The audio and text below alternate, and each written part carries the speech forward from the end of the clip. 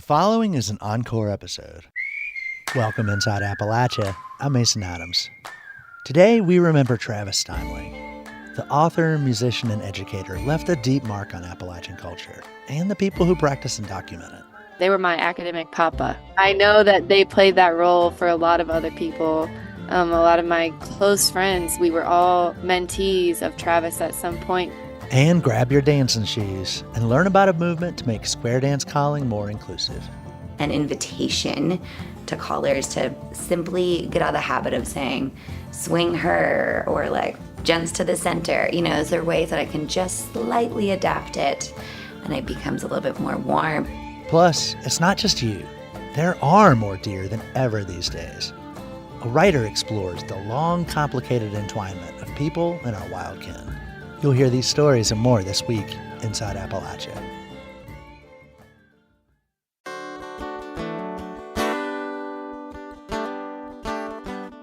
Welcome inside Appalachia. I'm Mason Adams. Travis Stimeling carried the torch for bluegrass and traditional music in Appalachia.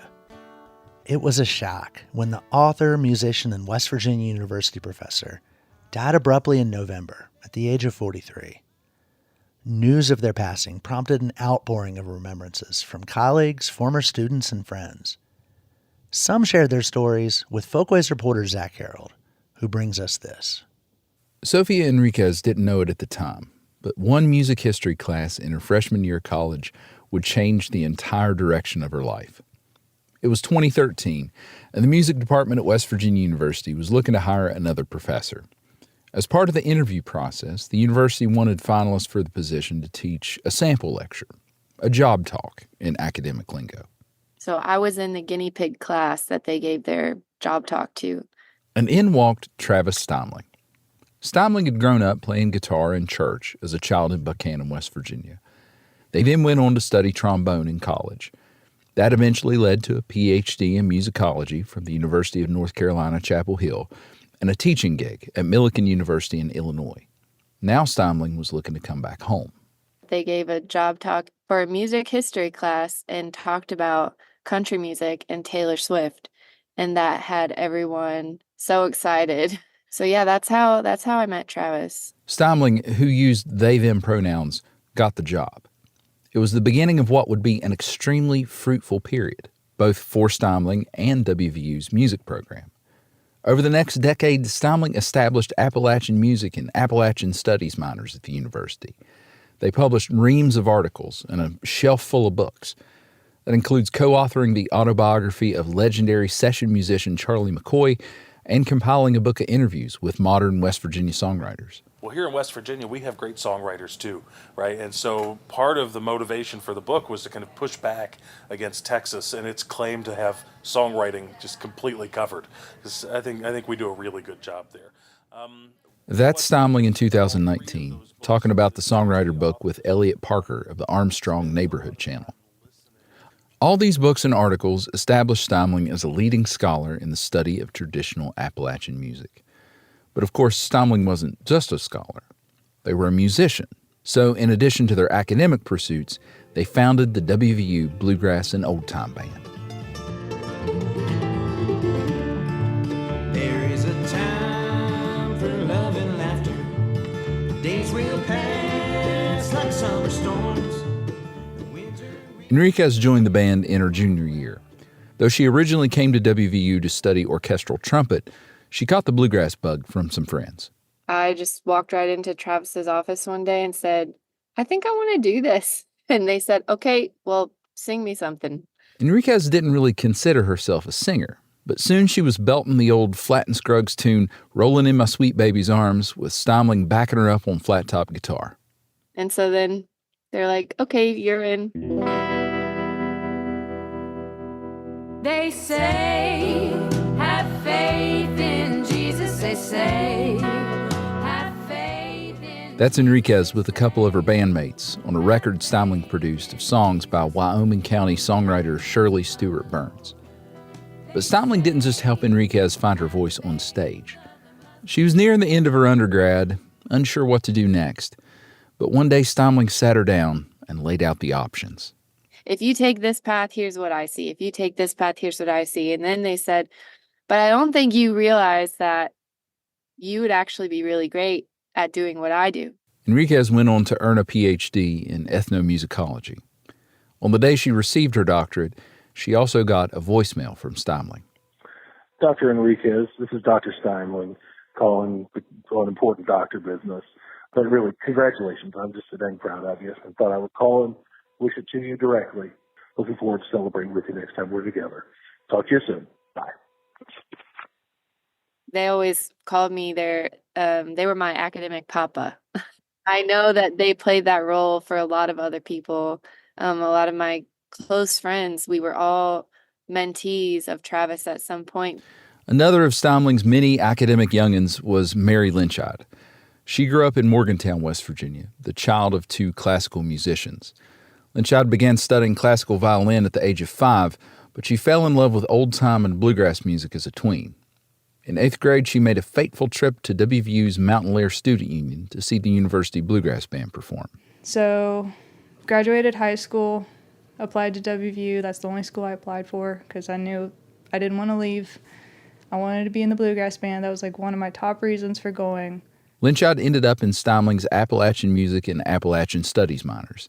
She joined the Bluegrass Band. And like Enriquez, it was in that band that Lynchide found her voice. Turned up like the leaves before the rain. Travis actually got me singing. Like, before college, I would never sing, especially in public. Like, I went to church and everything. I lip sang. I would not sing. I don't know why, but maybe it was an insecurity thing, but Travis was like, if you're going to be in the Bluegrass Band, everybody has to sing. She started writing songs, compiling enough to record her debut album in 2022. Stimeling produced that project and played and sang on several tracks. I'll be here when the winter gets too cold. I'll be here when you're alone and you need a hand to hold. I'll be here. And Travis was always my first listener, my first reader of anything. Lynchide and Stimeling became close friends and bandmates outside the university, first performing in a square dance group together. They recently started playing gigs as a duo and had their first big performance last summer at Jerry Run Summer Theater in Webster County. I'm so glad we got to do that. It was kind of like a last-minute thing because the band that they had scheduled canceled, and we were able to go down and do a duo show, which is like our first like real duo show. And Travis just seemed like they were finally free in their music and ready to like take off with that and go in a whole other direction with their life. And they were excited. They were really excited about this next phase of their life. Stimeling and Lynchide were set to go into the studio to record a duet album, but ended up postponing the session at the last minute. Then, just a week later, Stimeling was gone. They died unexpectedly in their home on November 14th, 2023. Now, instead of recording an album, Lynchide was left to organize a memorial service. She knew she'd need to include Jenny Hawker on the set list for that memorial.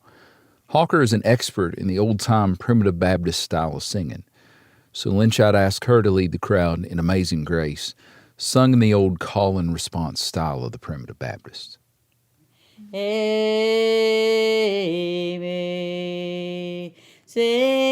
grace, how sweet the sound that saved a wretch like me.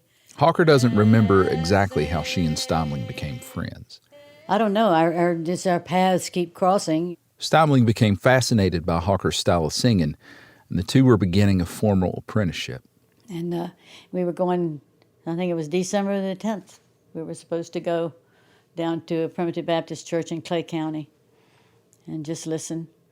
As they dove into the repertoire of the Primitive Baptist Church, Hawker and Stimeling came to make a vow.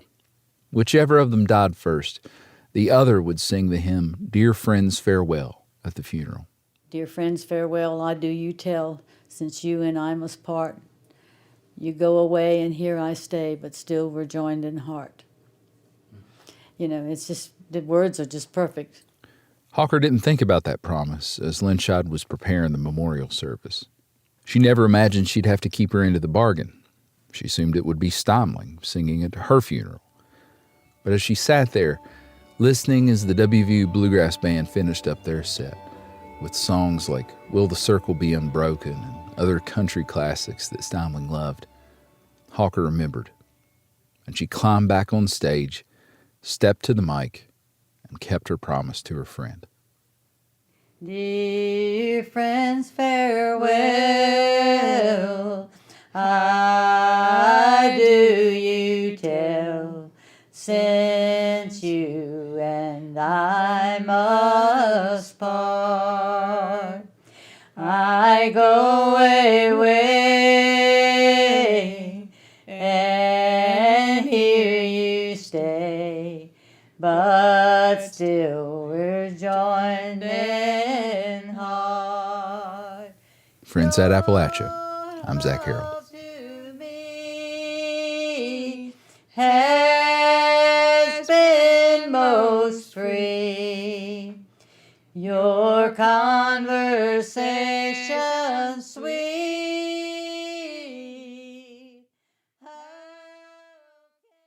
Travis Stimeling spoke with Inside Appalachia a couple of times. We'll link both of those stories on our website. Calling a square dance is tricky business. The skill has been handed down for generations, and some of the language callers use is a little old-fashioned. A growing number of square dance callers are updating that language. They say some simple changes to the words callers use will help keep the tradition alive and strong. Folkways reporter Lydia Warren has the story. It's a warm July night in Elkins, West Virginia, and 20 couples are square dancing at an outdoor pavilion. Twinkle lights shine and paper lanterns sway in the warm breeze as a string band plays. This is the Augusta Heritage Center in Elkins, West Virginia, where they've been hosting square dances for decades.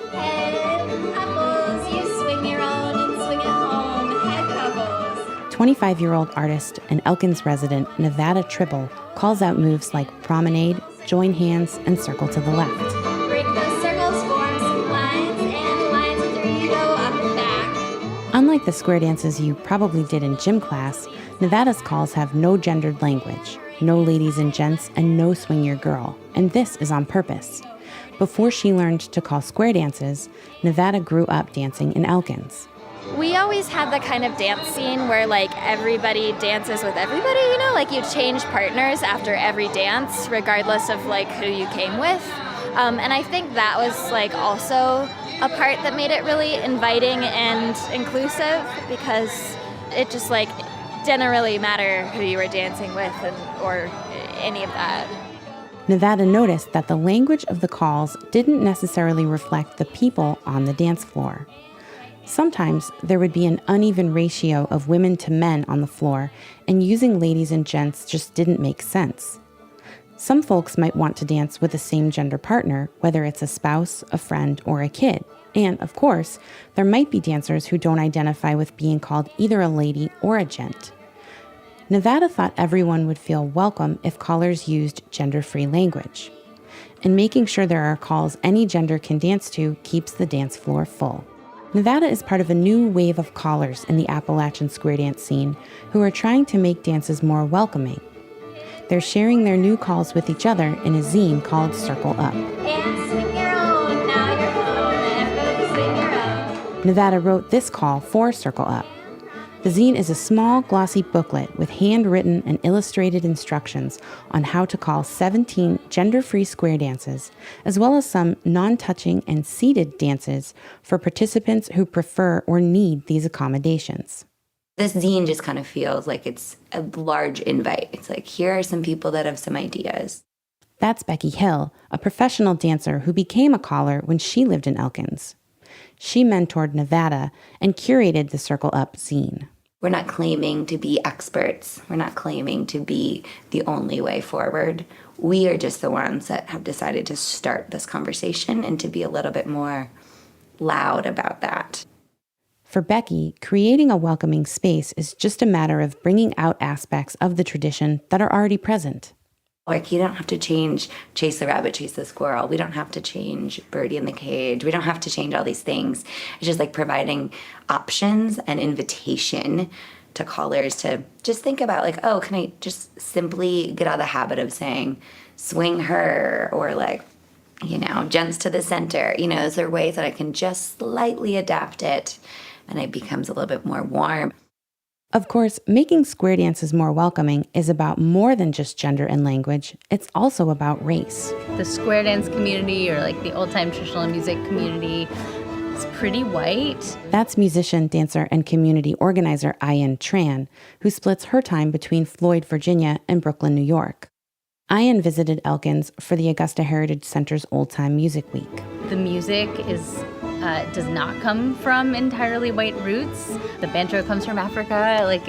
There are fiddles in Africa also. The people in the community are still overwhelmingly white. Ian says she did a survey of people in the traditional music and dance scene and found that some people did feel unwelcome at jams, dances, and festivals. So she formed a group to take action. The makeup is people of color, people with disabilities, trans people. There's also an indigenous person in the group, and there's a white male middle-aged organizer also. This group made a set of community principles to create more welcoming spaces in the scene. They included guidelines like not using slurs and listening to others. The principles were illustrated and printed into a poster, and that poster is tucked into Circle Up. Our hope is really that people will take the principles, use what's valuable to them, and use them in their own communities. Like, bring them to your local square dance and stick them on the wall, or bring them to your local, folk school and stick them on the wall, or your event, or if you have a camp at Clifftop or at Galax or whatever festival you go to, and you can just clip it up to your campsite to say, like, this 10 by 10 space is my safer space that I'm welcoming people into. And these are the principles that we are going to try to stick by in order to make this a more welcoming community. Ian, Becky, and Nevada say they're excited to see the tradition become more welcoming and, in turn, grow into a space where even more people feel at home on the dance floor. For Inside Appalachia, I'm Lydia Warren in Elkins, West Virginia. Those first two stories are part of our Folkways reporting project, which covers arts and culture in our region. You can find dozens more Folkways stories at our website, wvpublic.org. Later in the show, why you're more likely to find a deer in your neighborhood than you are in the deep woods. You're Inside Appalachia. I'm Mason Adams.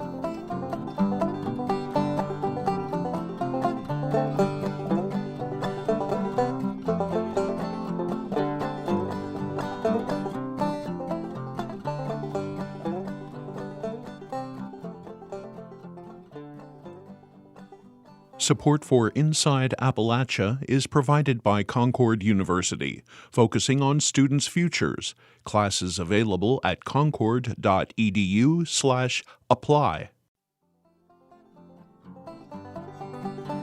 Medicaid provides health coverage for more than 90 million Americans. That number grew as states added protections to make sure people didn't lose coverage during the COVID pandemic. Now states are dismantling those continuous coverage policies, and everyone has to reapply to determine their eligibility. In a new episode of Us and Them, host Trey Kay talked with Deidre Toppings. Medicaid covered her when her headaches began 8 years ago. But that changed. I don't like going unless I absolutely have to. So I just suffered.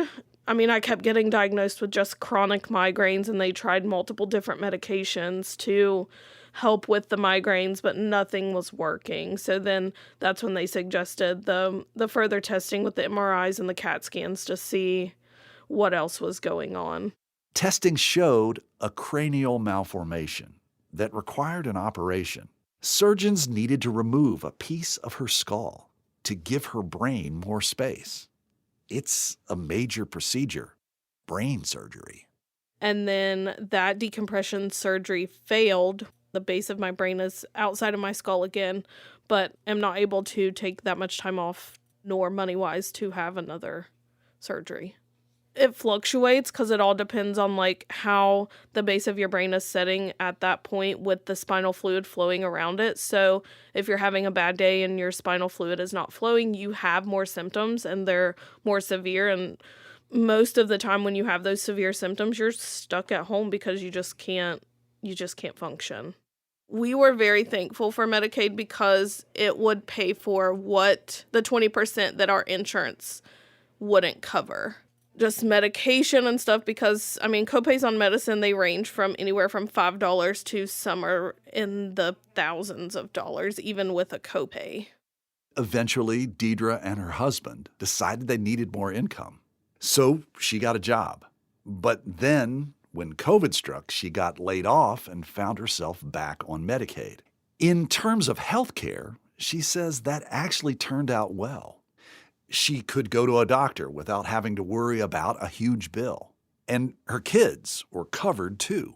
It's not something that I want to rely on, but it was nice to have that extra help so that we wouldn't have to take away essentially from our kids because the money that we have to put out for that's coming from groceries or our bills or, something because we don't make a whole lot of money. Now, we all know what happened next. The pandemic emergency ends, and now Deidre has two new challenges. First, in West Virginia, state employees get fined if they don't use their employer-based health insurance. And second, Deidre and her husband are both working, so they don't qualify for Medicaid anymore, even if the school district's insurance doesn't cover her specific needs like Medicaid did. We have to budget it, and like some months if we don't have doctor's appointments or anything planned, then, we're able to really know what we're going to have to spend. Of course, we put back every paycheck kind of a savings account. That way, if an emergency does happen, we have a little bit. It might not be enough to cover what we need, but we have a little bit put back to help with that emergency. Deidre is the only member of her family whose health needs monitoring. She's supposed to get 2 MRIs a year. With her current plan, she pays $900 a pop. Do you have somebody who helps you navigate your healthcare and your healthcare coverage? Or is that something that you basically navigate all on your own, you and your husband? No, we just do it all on our own. It's not something that is fun to think about. I feel like we're being punished because we want to work and we want to better our lives and make sure our children have what they need.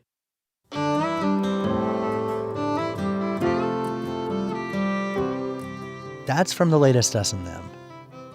The episode is called Navigating Post-Pandemic Medicaid. To hear the rest of the episode, visit our website, wvpublic.org. Us and Them is supported by the West Virginia Humanities Council, the CRC Foundation, and the Daywood Foundation. Few animals are as polarizing as the white-tailed deer. They're graceful and majestic and kind of cool to see up close, but they can also ravage gardens, and drivers hit countless deer every year. Yet, there seem to be more deer than ever. Erica Hauser is the author of The Age of Deer, Trouble and Kinship with Our Wild Neighbors. Producer Bill Lynch spoke with Hauser. Erica, start with your earliest memories of deer. When can you first remember encountering a deer? I grew up in southwestern Pennsylvania, outside of Pittsburgh. One of my earliest memories of deer, I was 7 or 8 years old, and I was over at a friend's house. We were playing in her yard. It was late fall, deer hunting season, and I remember seeing her dad and another guy emerging from the woods and dragging a deer that they had just shot. And they were pretty far away. We were looking down a power line cut, so we could see them a long way off, and in my memory they're still very far away. I don't think we waited for them to make it back to the yard with the deer. I think we went inside before they got there. So it's not a close range image of the deer that has stuck with me, but it is very vivid. I do remember that well, and it made some kind of impression on me. Although there must have been lots of live deer that were around when I was growing up, I don't really have memories of living ones. I remember that one, and I remember seeing, trophy heads in people's houses. That's what has stuck with me. Your background, book bio mentions that you're a poet, journalist. Mm-hmm. You've covered culture and environmental issues, and you're also a teacher.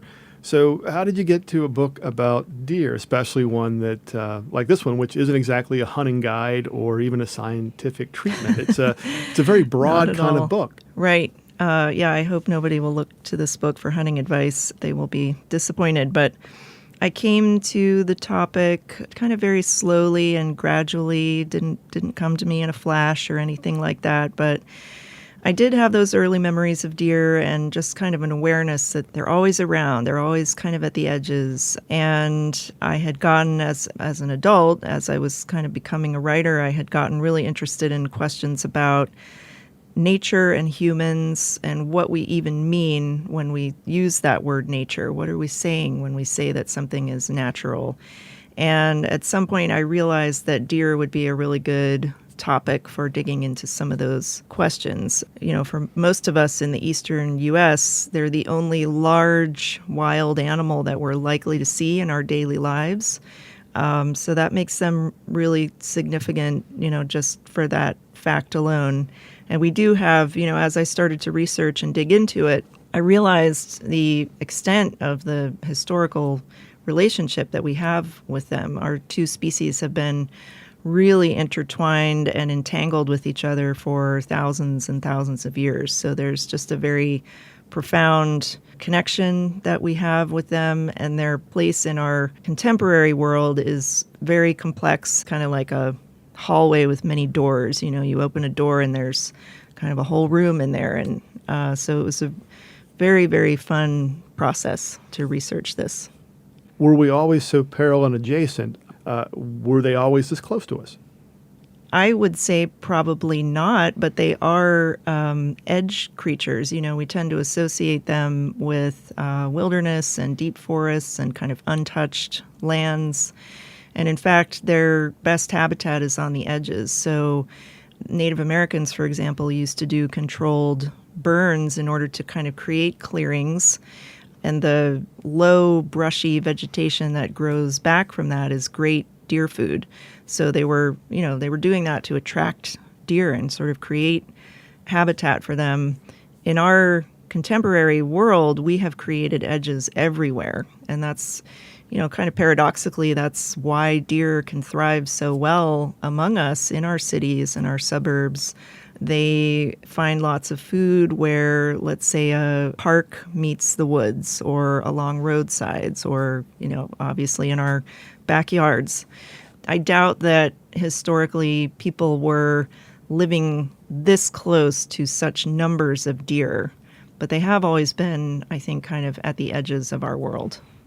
Where do you start with something as big as this? I mean, in some ways, to me, it felt like unraveling a sweater. You're pulling a string and it just sort of comes loose. But yeah, where do you start? Yeah, that's a good metaphor for it, unraveling the sweater. Well, I started by, one of the first things I tried to research was deer in mythology, and I thought, I bet I'll find a couple of interesting old tales and myths about deer, and I just found there were so many, and they were such a presence in different mythologies from around the world and in ancient art.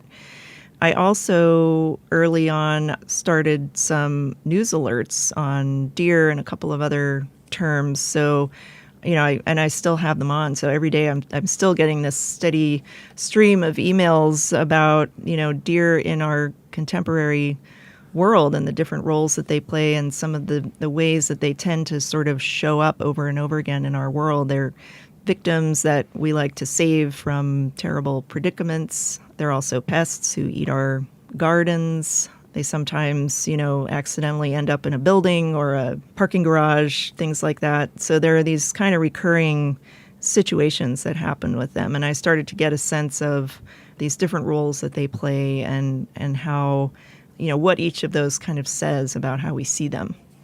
With doing this book, did it change anything, how you looked at how other animals and how we're adjacent with or parallel to nature? Yeah, I think a lot of things changed for me during the writing of the book. I mean, one of the big stories that the book tells is about the decline and then the recovery of deer populations through history. And that's not a story that most people are aware of, I don't think. A lot of us know about what happened with bison, which is similar, that they were, nearly wiped out and then they recovered somewhat. With deer, it's a really similar story, but we just have largely forgotten it. And part of that story is about the deliberate restocking of deer in many states. This was in the early 20th century. The conservation movement was getting started, and there were various things that were done to try to help deer recover because they had actually become locally extirpated in many places, and there were entire states that had no deer at all. It's so hard for us to picture that now, but that was the situation. So commercial hunting was outlawed. That made a big difference for them, but also they were restocked and moved from one place to another, one state to another, to rebuild those populations. And I think when I learned about that history, to go back to, again, those questions of what is natural, that just sort of permanently changed the way I see them. They're a native animal, of course, but, at what point do you say, this is a natural or an artificial population when it's been so deeply impacted by humans? Brings up, I guess, a question that's more local. With restocking deer in certain states, could this a warning about restocking certain populations? I think of in West Virginia, we're restocking elk. Possible in the attempt to restock, we created an entire second species, kind of like deer, that have become, I don't want to say a nuisance, except when it comes to my garden. Mm-hmm. But it feels like there's a lot more around than when I was a boy. Yeah, and there probably are. I mean, the question of their population numbers is very complex and it's contentious. And I think it's always really tricky when we introduce species or try to control species. That always seems to have unintended consequences. I'm thinking about things like kudzu. Somebody thought that was a great idea at one point too. And on the other hand, elk are a species that are, again, native here. So there's a real case to be made that they belong in this ecosystem. You've been doing readings and appearances. You do question and answer sessions. What kind of questions are people asking? Lots of people want to know more about chronic wasting disease, which is a very serious problem for all the members of the deer family, so that includes elk and moose. Chronic wasting disease is a neurological disease. It's always fatal, and there's currently no treatment or cure. And it's not caused by a virus or a bacteria. It's caused by a misfolded protein called a prion. And this infects animals when it is ingested or inhaled. So deer can communicate this disease to each other. And the really awful thing about it is that it can stay in the soil for quite a long time, like up to 10 years, and be even taken up by plants, which then, if a deer consumes that plant, it can contract the disease. Chronic wasting disease, we've only known it to be around since the late 60s, and it's now spread to more than half of the states in the U.S. It was recently found in Yellowstone National Park, which, again, a lot of people think of elk when they think of Yellowstone, but the elk there are vulnerable to this, and so it's a real problem, and it's not known at this point ever to have passed to a human, but it is closely related to mad cow disease, which we know can and has passed to humans. So it's very worrisome, and I find people have been asking a lot of questions about that.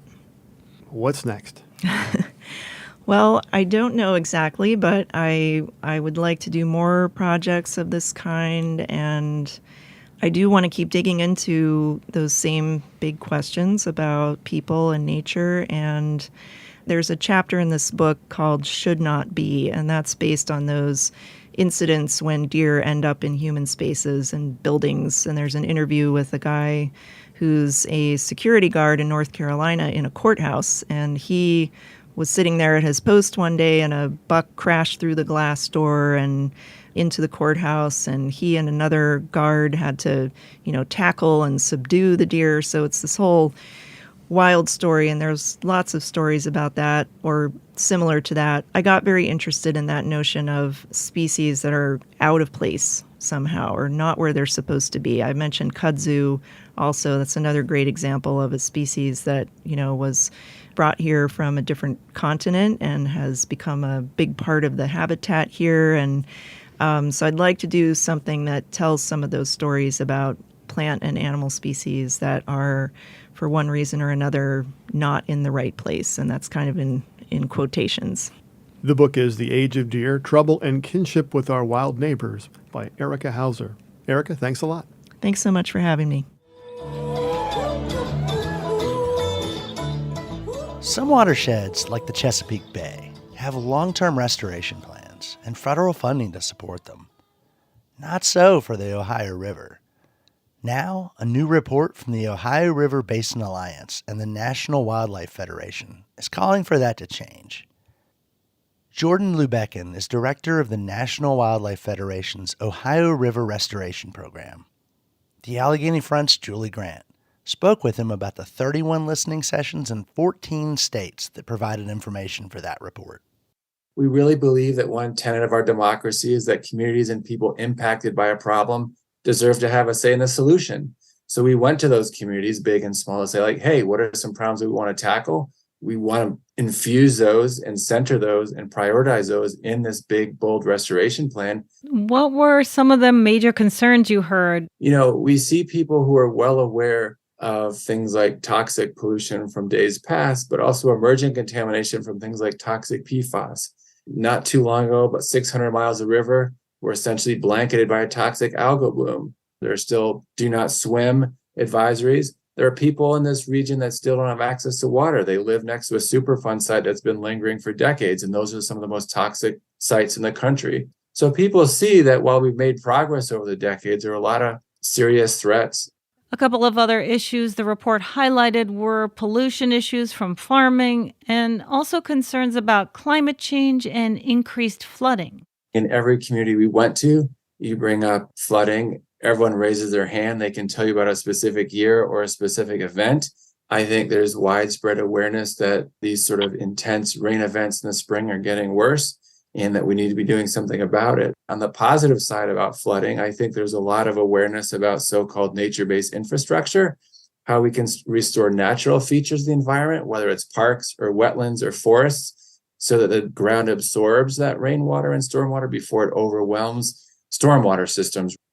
I think the second issue you bring up, we've made a lot of strides with agriculture and productivity. However, there is, as animal waste and fertilizers run off of farm fields during heavy rains and overwhelm systems, they can create toxic algal blooms. The good news there is people know about agriculture programs and farm conservation programs that pay farmers to take specific actions so they can protect soil quality and water quality. People see a lot of problems, but they also are aware of solutions. And I think what this report gets at the end of the day, we want this report to be leading to solutions that improve the water quality of this region writ large for people in cities and towns alike. I mean, you mentioned a few things, but what do people want done? Well, we talk about sort of what are the new economies? What are the new job opportunities? And the water restoration economy is one of those jobs that include engineering, excavation and building and taking down dams. But we're also talking about high tech. We're also talking about biotech. We're also talking about superconductors. We're talking about a lot of industries that need pure, clean water to do what they need to do. So I think when we talk about restoring our waters and restoring our communities and restoring our health, we're also talking about restoring our local economies and our workforce. And this was probably one of the most visceral things that they said is like, we want those jobs going to local workers, going to local businesses and local contractors. And we want the job training and workforce development so that we can make that happen. The Allegheny Front is based in Pittsburgh and reports regional environmental news. For a link, visit our website. wvpublic.org. Appalachia is home to a couple of varieties of northern flying squirrels, the Carolina northern flying squirrel and the West Virginia northern flying squirrel. Both are on the endangered species list. In Pennsylvania, WVIA's Haley O'Brien joined a group from the Wildlands Conservancy to go searching for flying squirrels in the Poconos. She has this story. On a cold Saturday morning, a group gathered in the Poconos to look for a specific rodent, the northern flying squirrel. Renee Swayzer is an environmental educator for the Wildlands Conservancy. She guided a group of about 15 people to check the nesting boxes at Thomas Darling Preserve near Blakesley. The boxes were placed on trees about 20 feet high. To check them, Swayzer climbs a ladder and bangs on the box. She covers the small opening in the box with a gallon-sized plastic bag to catch the squirrels. Oh my God. After checking a few boxes to no avail, there were 3 snuggled up in one box. The clear baggie allows Swayzer to hold the rodent safely while getting a good look at it to determine whether it's a northern flying squirrel or a southern flying squirrel. This is a southern, but still cool. Southern flying squirrels are typically the ones that a lot of people, like if they have cabins in the Poconos, or they're the ones that you find like in your attic. The northern flying squirrels are an endangered species. We want to try to prove that we have northern flying squirrels here, because if we can show that we have them here, we can get in touch with the Game Commission and they can kind of help us come up with a game plan on how to better manage the habitat. So it was a bit of a bummer not to see any northern flying squirrels that day. But the group was happy to see that southern flying squirrels are just as cute. It was amazing. Fantastic. Great. I'm Haley O'Brien. 150 years ago, American chestnut trees provided lumber and food for people and animals throughout the eastern U.S. Then, a fungus nearly wiped them out. The chestnut trees most of us are familiar with now are Chinese chestnut trees, which are resistant to the blight. Researchers have been working to bring back the American chestnut, but a program to genetically modify the tree hit a snag last year. As Radio IQ's Roxy Todd reports, this has left chestnut fans wondering what's next. A few miles from Abingdon in southwest Virginia, tens of thousands of chestnut trees are growing in an orchard surrounded by hilly cow pastures. Most of these trees are young, but they're descended from chestnut seedlings that researchers bred 100 years ago. With each successive generation, you're trying to retain as much resistance as possible. Vasily Lakoba is director of research with the American Chestnut Foundation and heads up the foundation's first and largest research orchards here in Meadowview. A groundhog scurries in the grass as we head over to look at one tree, a hybrid Chinese and American chestnut. Well, when we say hybrids, we mean that the genetics of the two species become mixed. This isn't genetic modification done in a lab. This is someone nudging the tree along. When you as a person take pollen from one tree that you've collected and you put it on the female flowers of another tree. Scientists have been trying to help restore chestnuts this way since the early 1900s. Researchers in New York, meanwhile, have been working on something entirely different, a genetically modified American chestnut called Darling 58. They found a way to insert a gene from wheat into an American chestnut, supposedly making it resistant to the blight. But recently, the American Chestnut Foundation announced they're no longer supporting the Darling GMO project. We have evidence that the trees are not performing well in the field. Sarah Fern Fitzsimmons is with the American Chestnut Foundation. She says the GMO trees are growing slowly and don't appear to resist the blight after a year. They also discovered a genetic deficiency. The Darling trees have 2 missing genes that chestnuts need to be healthy. The wheat gene, she says, replaced them. This could explain why the Darling trees have stunted growth. Andy Newhouse disagrees. The Darling chestnuts are still the most promising option we have. He's the director of the Chestnut Project at the State University of New York College of Environmental Science and Forestry, where researchers developed the Darling line of chestnuts. We're moving forward. We're studying the trees. We're working to improve them. Newhouse's team has applied to the United States Department of Agriculture for permission to release their GMO trees. The USDA could make a decision this year. Meanwhile, other genetic researchers here in Virginia are working to better understand the specific genes that help some chestnut trees resist the blight. Inside a lab on Virginia Tech's campus, researcher Amy Bruner points to dozens of seedlings sprouting in tiny plastic boxes. Grow lights give the room an almost X-Files vibe. This is actually really cool. These seedlings were recently sprouted from nuts collected on orchards in Kentucky, Pennsylvania, and Virginia. Bruner says the future of this science could include both genetic modification as well as traditional hybrid breeding. Compared to crops, the amount of researchers that are focused on forest trees using the type of research we do, the molecular genetics and genomics, is relatively small. Her colleague, John McDowell, is also hoping to study the genetic sequence of the fungus that causes blight, which could help restore American chestnuts back to the forests. They used to be keystone species in the eastern forests. They were great sources of timber and food. They underpinned a lot of local economies. Back on the Meadowview orchard, Lacoba points to another young hybrid chestnut tree that shows promise. It's tall and straight, and its nuts look similar to American chestnuts. And after 15 years, it appears to be fighting off blight. So at this point, it's not perfect, it's not the best ideal, but it's getting much closer. Exactly.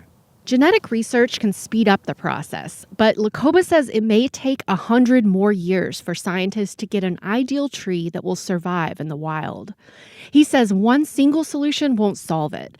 It will take different breeding methods and scientists across the country to return chestnuts back to the forests. In Meadowview, I'm Roxy Todd.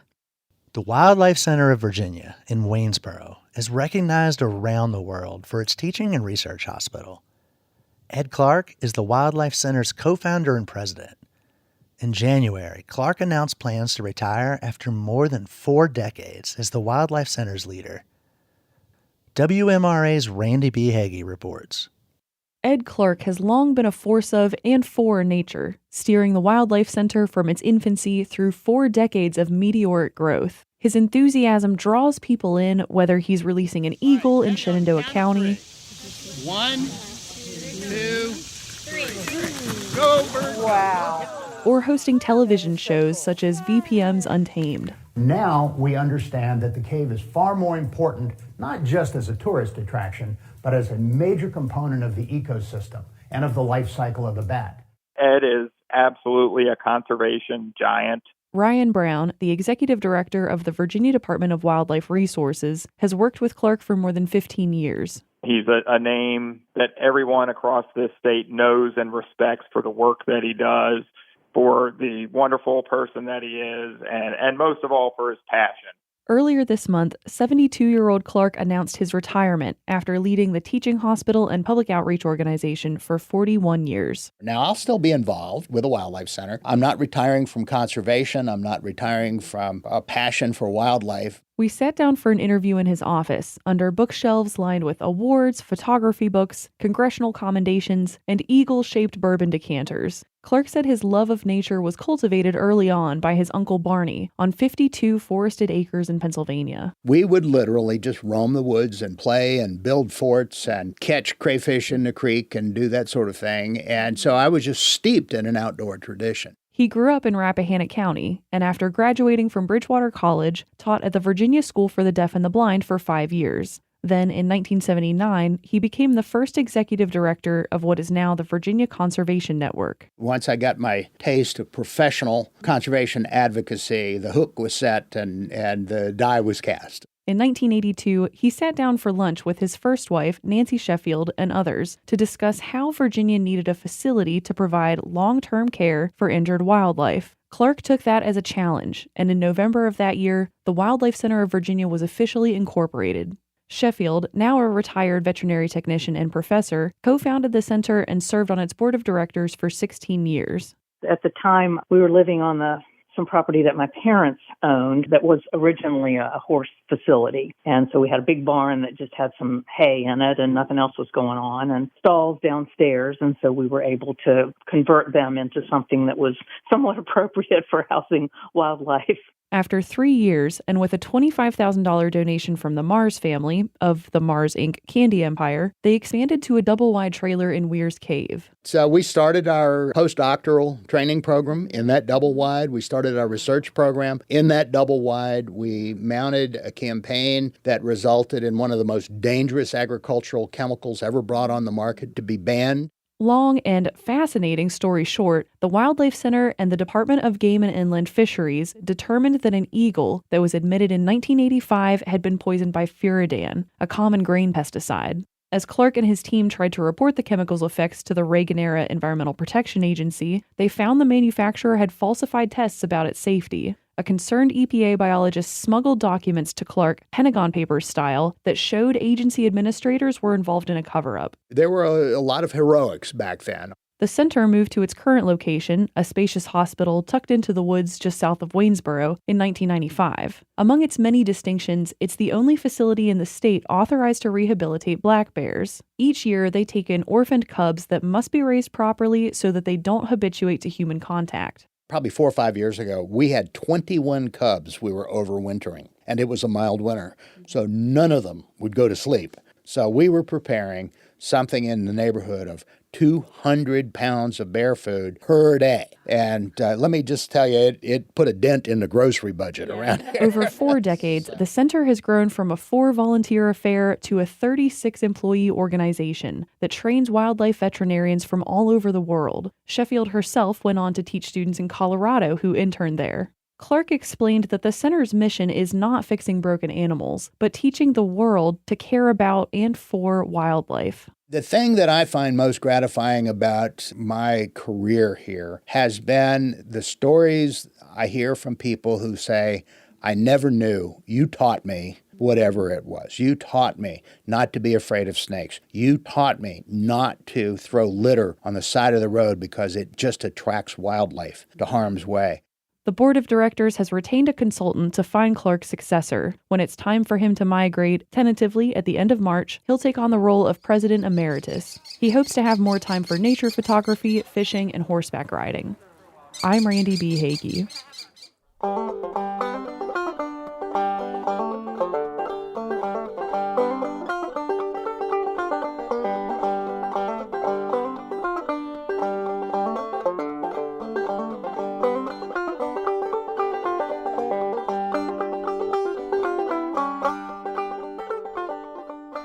Till next time, thanks for joining us as we journey throughout Appalachia.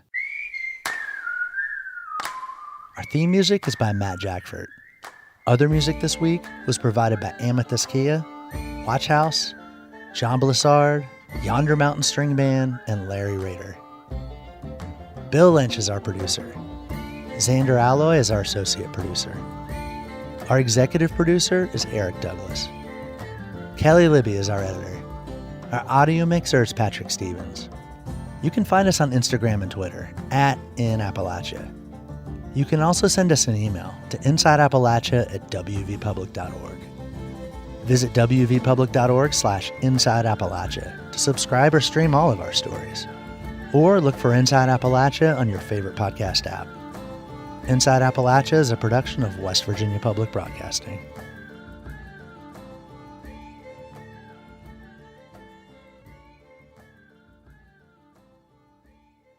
Support for Inside Appalachia is provided by Concord University, offering 31 bachelor-level degrees and 6 master-level degrees for students of any age. More information at concord.edu.